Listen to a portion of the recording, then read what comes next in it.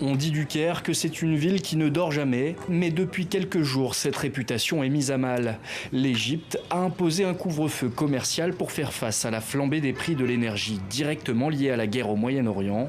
La facture mensuelle d'importation d'énergie du pays a plus que doublé en 3 mois, pour atteindre 2,5 milliards de dollars.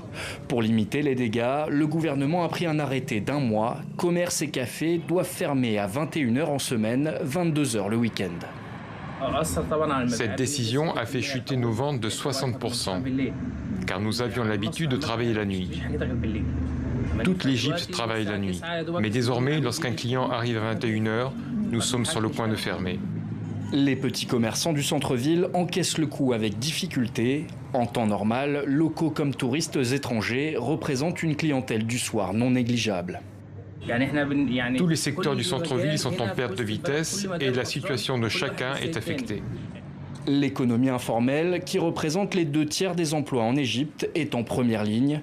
Les cinémas ont perdu plus de 60% de leurs recettes. La livre égyptienne, elle, a chuté de 15% depuis le début du conflit et l'inflation dépasse les 13%. Pourtant, certains veulent encore rester optimistes. C'est une bonne décision. Les clients vont devoir s'habituer à de nouveaux horaires. Car beaucoup ont l'habitude de sortir le soir, que ce soit pour manger une glace ou aller au cinéma.